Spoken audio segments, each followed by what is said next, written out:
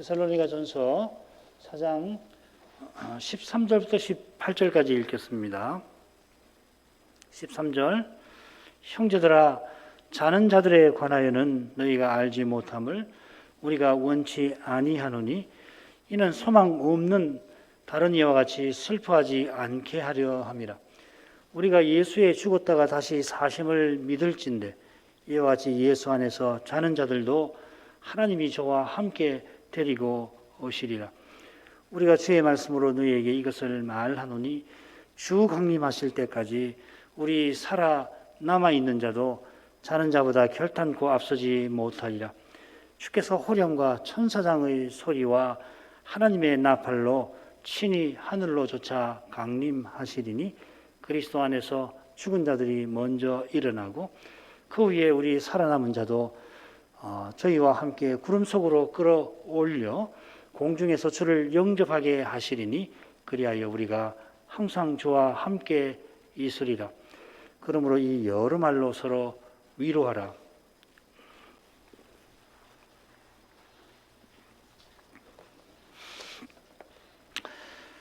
바울 사도가 힘든 상황에서도 이 데살로니가 교회를 방문하려 합니다. 그 목적은 이 서신 본론에서 엿볼 수 있습니다. 데살로니가 교회가 많은 환난 중에 있어서 믿음이 약해지기 쉬우니까 그들의 믿음의 부족함을 가서 채워주려고 합니다. 지금 권면하는 내용들도 같은 목적이겠죠. 사도가 이 데살로니가에 얼마 있지를 못해서 이 교회가 굳건한 믿음으로 서나가는 길에 필요한 모든 것을 아마 미처 다 전하지 못했을 거예요. 속히 가서 전하고자 하지만은 우선은 서신을 보냅니다. 오늘 낭독한 말씀은 그리스도의 재림에 관한 권면인데 특별히 이 자는 자들에 관한 권면입니다. 13절에 머리말이 나오고 18절에 매주말이 나옵니다. 자는 자들에 관하여 알지 못해서 슬퍼하지 말고 이제 사도가 전하는 말씀을 잘 듣고 서로 위로하라 권합니다.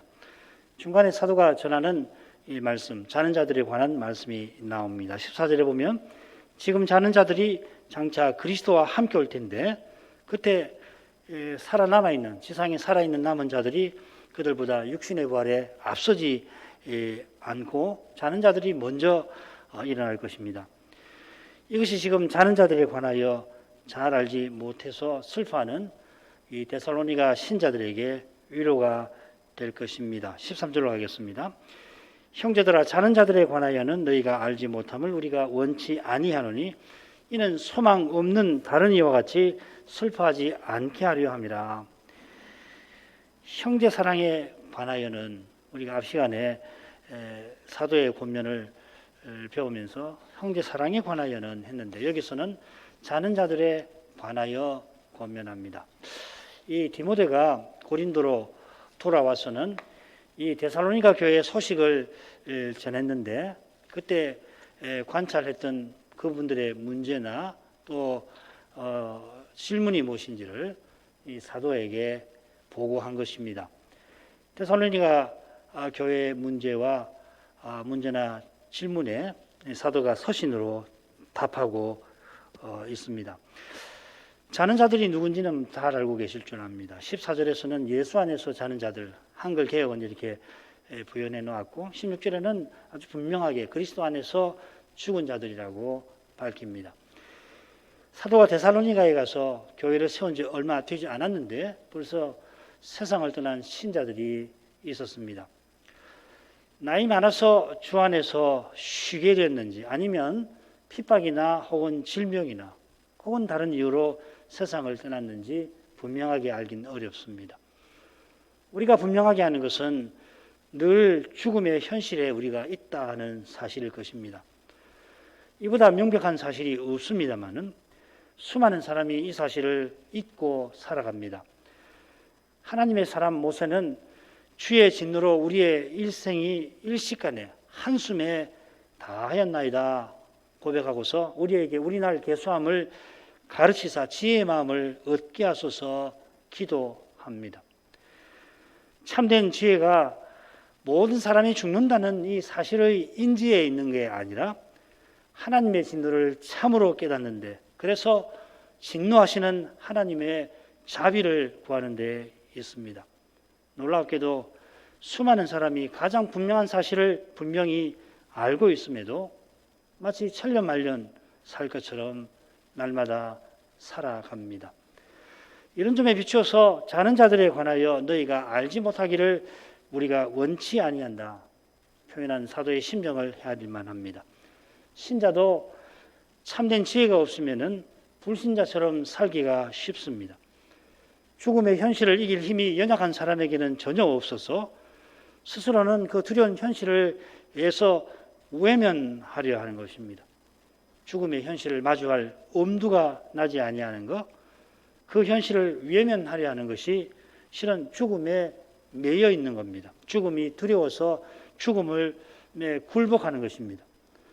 살든 죽든 내 몸에서 그리스도께서 존귀되시기를 바라는 마음, 그 마음으로 형제를 위해서 목숨 버리는 것을 마땅한 줄로 아는 태도만이 죽음의 현실을 담대하게 마주합니다.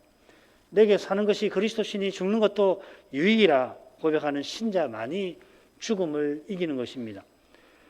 장차 그리스도와 같아진다 하는 그 산 소망만이 죽음의 쇠사슬에서 벗어나는 것입니다. 이런 은혜를 우리가 알기를 사도는 간절히 바랍니다. 우리가 주님 안에서 죽음도 이기며 살기를 바라는 것입니다. 이런 말씀을 듣지만은 우리 스스로는 소망 없는 다른 이와 같이 슬퍼하지 않을 수 없습니다. 이 말은 신자는 사랑하는 이와 함께 있지 못하는 것을 슬퍼해서는 안 된다는 뜻은 아닐 것입니다. 참된 사랑은 함께 있지 못하는 것을 가장 슬퍼합니다. 오직 주님 안에서 여전히 함께 있다는 것을 확신할 때에 이 슬픔에서 벗어납니다마는, 그럴지라도 지금 내 곁에 있지 않으니 슬픔은 저절로 영혼 깊은 데서 올라오곤 합니다. 그처럼 신자는 즐거워하는 이와 기꺼이 즐거워하지만 슬퍼하는 이와 함께 슬퍼하며 평생 살아가는 것입니다. 이 슬픔은 장차 슬픔 없는 나라를 소망하는 데에서 생기는 그런 것입니다. 복된 장래를 바라볼 때에 여전히 죄와 죽음의 현실에 처해 있는 이 사실이 서글픕니다.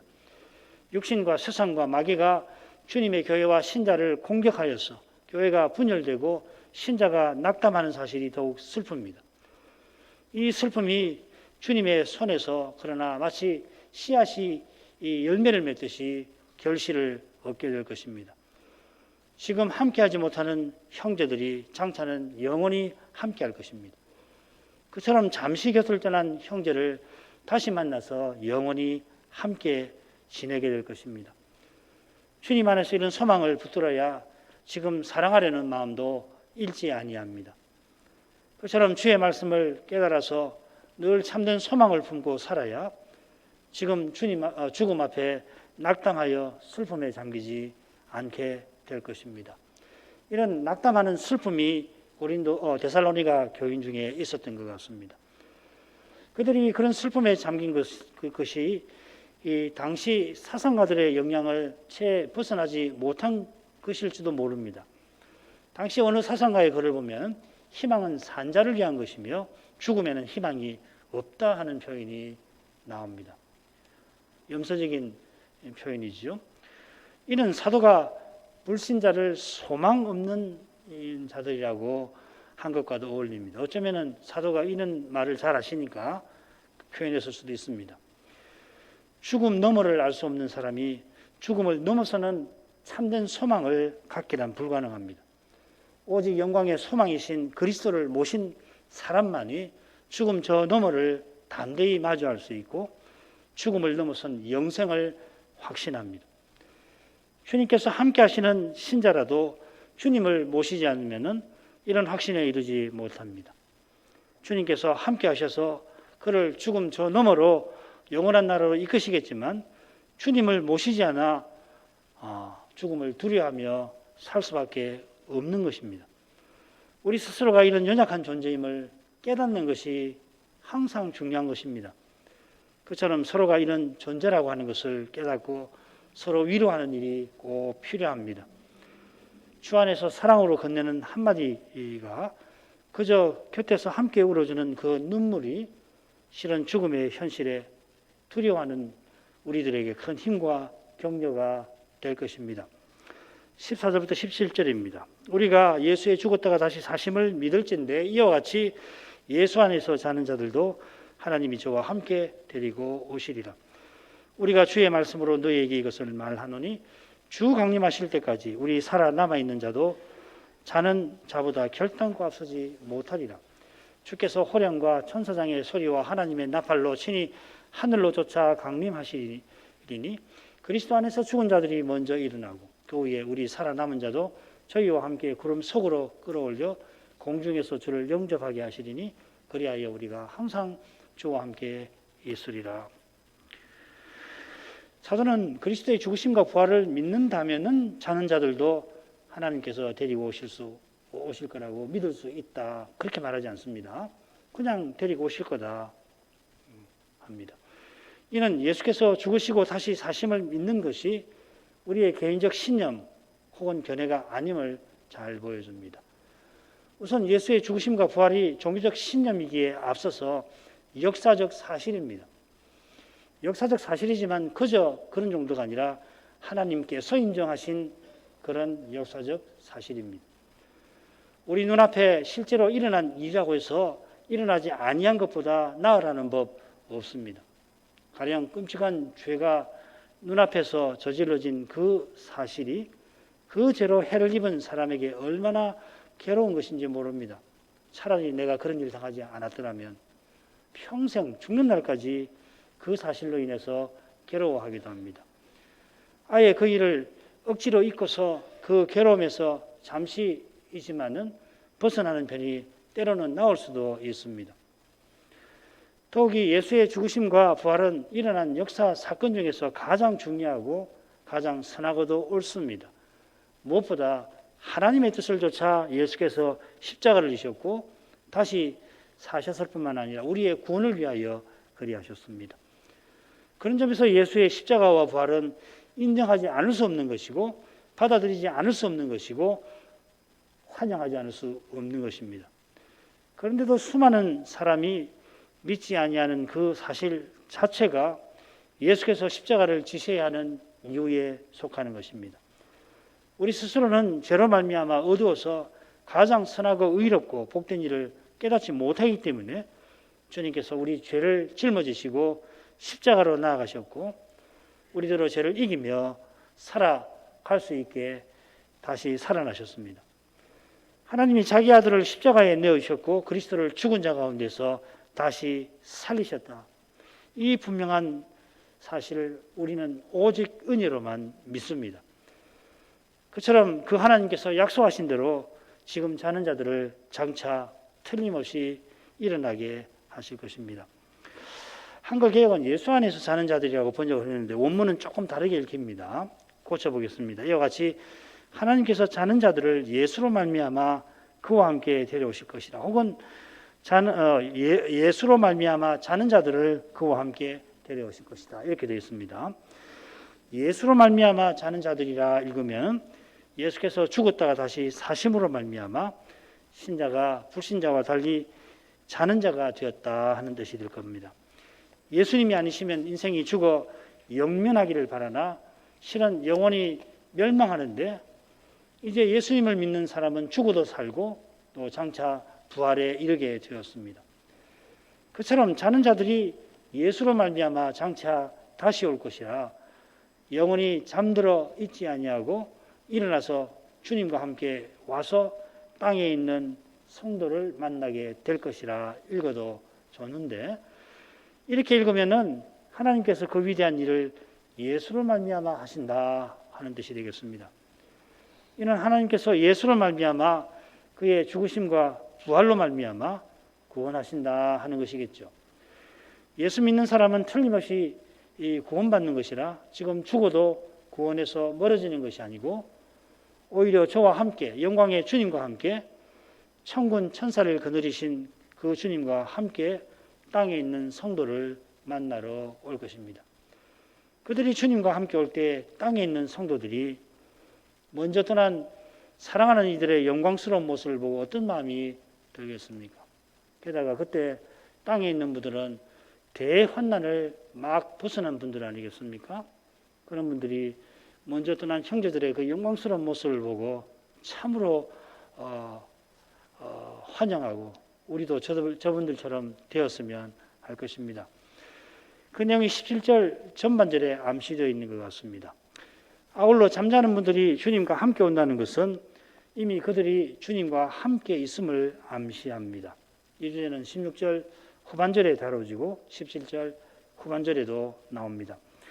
사도는 주의 말씀으로 자는 자들에 관한 주제를 이어갑니다. 15절에서 말하는 교훈은 사도가 아마도 주님께 직접 들은 것이든지 아니면 주님께서 다른 사도들에게 주신 것일 겁니다. 이런 말씀, 주님이 직접 사도에게 주셨거나 다른 사도를 통해서 주셨거나 하는 이런 말씀이 있다는 것을 이 사도가 예배소 장로들에게 베푼 교훈에서 확인할 수가 있죠. 사도행전 20장 25절에 또 주 예수의 친히 말씀하신 바 주는 것이 받는 것보다 복이 있다 하심을 기억하여야 할지라. 이건 뭐 신약성경 어디에도 나오지 않잖아요. 그런데 바울은 주님께 이런 말씀을 받은 것이죠. 성경에 기록된 주의 말씀은 친히 하신 말씀 가운데서 추린 것입니다. 친히 하신 말씀을 다 기록한다면 친히 행하신 행적을 다 기록하는 것만큼 너무도 많아서 이 세상이라도 그 책을 둘 곳이 없을 것입니다. 사도가 주께 받아 전하는 교훈은 주 강림하실 때까지 우리 살아남은 자들이 자는 자들보다 결단코 앞서지 못하는 겁니다. 아마 데살로니가 교인들은 재림 때에 세상에 살아남아 있는 분들이 주 안에서 사는 분들보다 영원한 구원에 관해서 우선권이 있는 게 아닌가 그렇게 생각한 것 같아요. 왜 그런 생각을 했는지 아무리 생각해봐도 잘 알기가 어려운데 아무튼지 먼저 세상을 떠난 분들이 장차 살아남은 자보다 조금 불리한 것 아닌가 생각한 것입니다. 어쩌면은 주님께서 곧 오신다고 했는데 오시는 주님을 맞이하지 못하고 세상을 떠난 것이라 그렇게 자기들보다 살아남은 자보다 못하다 생각했을 수도 있습니다. 그처럼 주 강림하실 때까지 우리 살아남은 자라 하는 표현을 쓸 때에 사도가 자기가 살아서 주님을 맞이한다고 그렇게 생각했다 볼 것은 없을 것입니다. 그러나 이미 살핀 대로 살아있는 자들이 앞서지 못하는 정도가 아닙니다. 오히려 자는 자들이 먼저 일어납니다. 요컨대 14절은 전체 내용의 머릿말과 요약이고 15절부터 구체적인 내용이 나오는 겁니다. 이 대목에서 사도는 그리스도 안에서 죽은 자들이라는 표현도 씁니다. 세상을 먼저 떠난 분들이 여전히 그리스도 안에 있습니다. 그리스도를 믿는 자는 그리스도 안에 있습니다. 우리가 그리스도를 믿는 것이 곧 그분 안에 있는 것입니다. 한번 그리스도 안에 있으면 영원히 있습니다. 성신께서 그리스도의 영으로 우리와 영원히 함께 하십니다. 그런데 그리스도 안에서 죽은 자들은 살아있는 우리보다 나은 상태로 나아갑니다. 빌립보서 1장 23절이 그것이죠. 내가 그 두 사이에 끼었으니 떠나서 그리스도와 함께 있을 욕망을 가진 이것이 더욱 좋으나 사도는 만일 자기 보고 택하라고 한다면 떠나서 죽어서 그리스도와 함께 있을 그것을 택하고자 합니다. 그게 더욱 좋아서 그렇다 하는 거죠. 우리말 번역대로 하자면 욕망을 가진 사실이 더욱 좋다고 읽히는데 그보다는 죽어서 그리스도와 함께 있는 것이 훨씬 좋다 하는 뜻입니다. 지금도 우리가 주님과 함께 있고 이것이 지금 여기서 우리에게 실로 좋습니다. 이 사실이 없으면 이 땅에 사는 삶은 그렇게 불행할 수 없겠죠. 그러나 떠나서 주와 함께 있는 것이 훨씬 좋습니다. 물론 그보다도 더 좋은 상태가 재림 때에 우리를 기다리고 있습니다.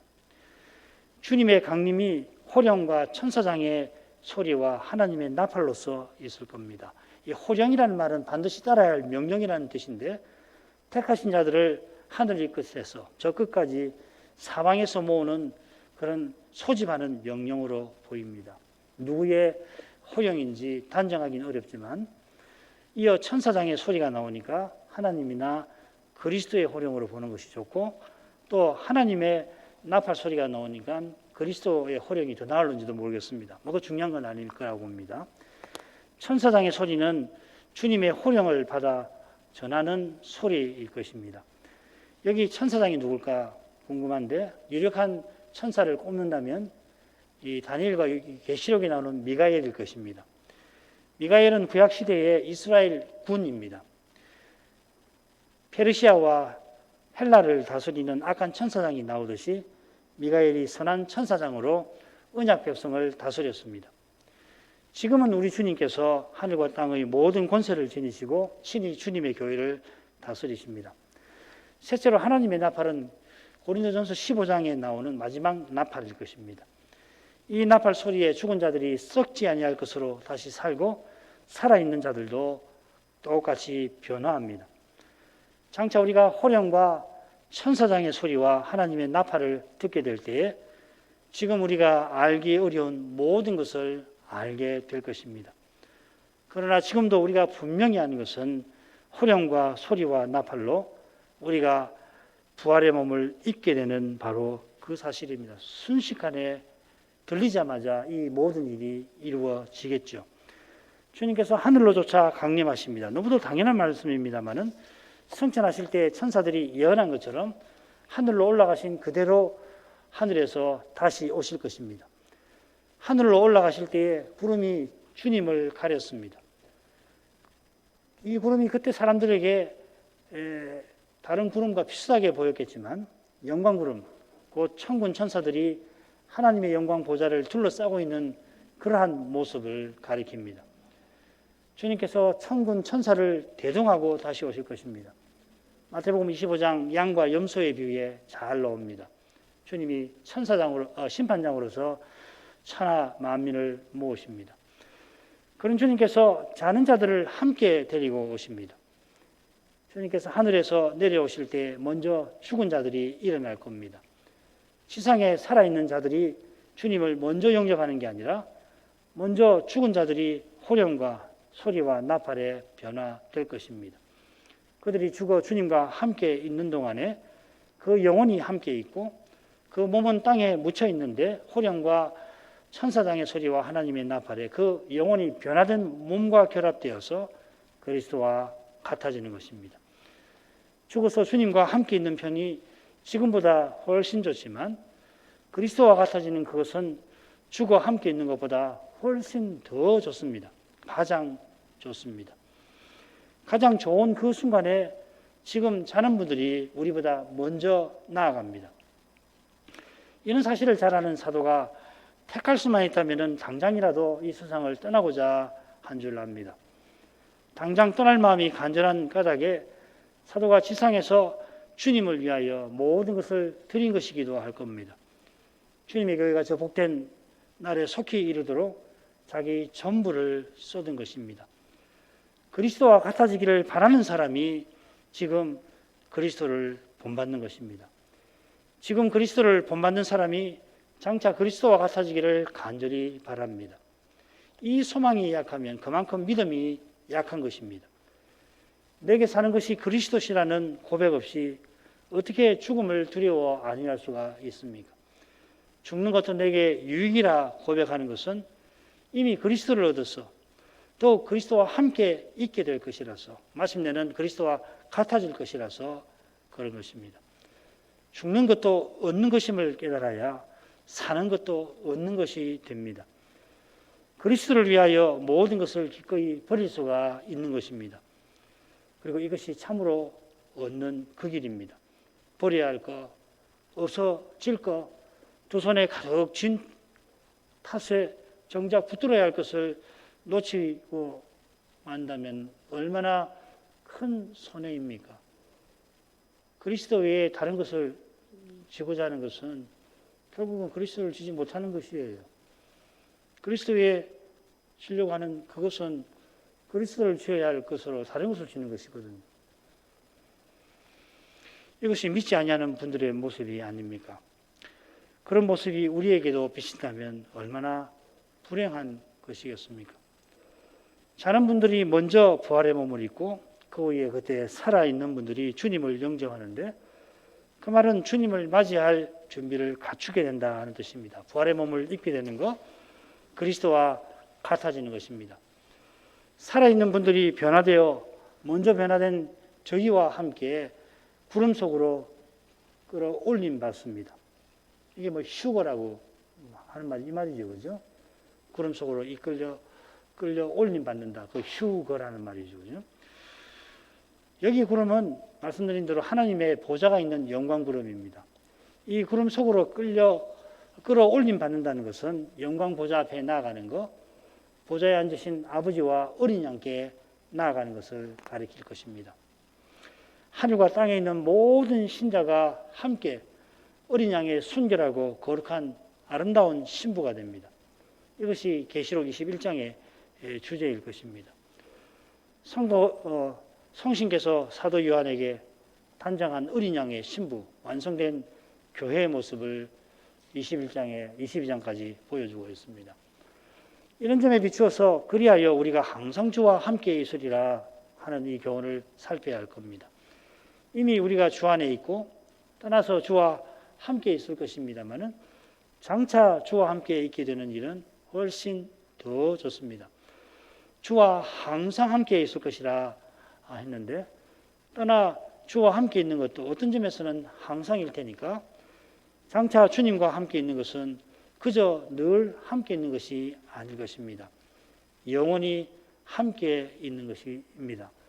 이 영원이라고 하는 것도 그저 시간이 끝없이 이어진다는 뜻이 아니라 지금 지상이나 떠나서 주 안에서보다 훨씬 나은 상태를 가릴 것입니다. 이 영혼은 하나님의 영혼이신데 우리가 그 영혼에 나간다는 것은 가봐야 알겠습니다만은 상상을 초월하는 상태일 것입니다. 그 상태는 신랑과 신부로서 주님과 우리의 가장 거룩하고 아름다운 사귐일 것입니다. 주님께서 그 거룩한 사귐을 위하여 우리를 주님과 같아지게 하십니다. 신부답게 만들어 주시는 거죠. 우리가 주님에게 결코 비길 수 없는 그런 비천한 자들인데 주님과 온전한 사귐에 이르도록 우리를 주님처럼 높여 주시는 겁니다. 삼위께서 서로 대등한 관계에서 거룩한 사랑 가운데 하나 되신 것처럼 우리가 그리스도와 그런 비슷한 사귐을 누리게 하실 것입니다. 그 사귐에서 태초에 인생을 지으신 목적도 다 이루어질 것입니다. 18절, 그러므로 이 여러 말로 서로 위로하라. 자는 분들에 관하여서 데살로니가 교회가 자칫 소망 없는 자들처럼 낙담하는 슬픔에 잠길 수가 있어서 사도가 얼른 서신을 보내어 말씀을 전했는데 그 목적이 서로 위로하는 삶에 있습니다. 서로 위로하라 한 것을 보면 교인 중 일부가 아니라 여럿이 사랑하는 일을 앞세운 듯합니다. 그러나 우리 가운데 누구도 이런 일을 겪지 않을 사람이 없음을 압니다. 실은 날마다 우리가 죽음의 현실에 있습니다. 죽음이 그림자처럼 늘 함께 있습니다. 언제 죽음이 닥쳐올지 아무도 모릅니다. 어떤 방식으로 올지도 모릅니다. 죄와 죽음의 현실로 인해 우리의 삶은 슬픔과 괴로움이 끊이지 않습니다. 이런 우리 모두에게 위로는 절실합니다. 이 위로는 그저 슬픔과 괴로움을 조금 덜어주는 그런 것이 아니라 영원히 울지 않기 위하여 울고 영원히 즐거워하기 위하여 괴로워하는 삶과 붙어 있습니다.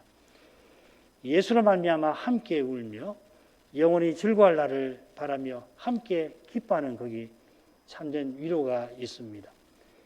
이 위로가 사도가 전한 주의 말씀에 있습니다. 그래서 이 말씀에 위로라는 단어가 쓰입니다. 파라클레이시스라는 말이 이 강설을 가리켜서 이 권면의 말씀이라고도 하고 이 권면이란 말이 위로라는 뜻이 있습니다. 보혜사 할 때 그 말입니다. 사람의 말은 죄와 죽음의 현실 앞에서 아무 힘도 없습니다. 그러나 주의 말씀만은 참된 위로를 줍니다. 그 말씀은 지금 우리가 주와 함께 있고 떠나서 더욱 함께 있고 장차 영원히 함께 있을 것을 우리에게 경언합니다. 기도하겠습니다. 거룩하신 아버지, 데살로니가 교회를 향한 사랑에서 사도가 사는 분들에 관한 교훈을 베풉니다. 주님의 사랑으로 사도가 이 교훈을 전합니다. 주님께서 우리와 함께 해주시고 세상을 떠나서도 여전히 더욱 가까이 함께 해주시며 장차는 영원히 함께 해주십니다. 이 사랑이 늘 우리에게 있음을 기억하게 하옵소서. 주님의 사랑만이 죄와 사망의 현실을 견디고 이기게 하십니다. 사람의 말은 그 자체로 아무런 힘이 없음을 고백합니다. 아무런 힘이 없는 그러한 때에 주님을 바라보도록 힘 주시옵소서. 주님의 이름을 부를 심정을 늘 일으켜 주옵소서. 예수님의 이름으로 기도합니다. 아멘.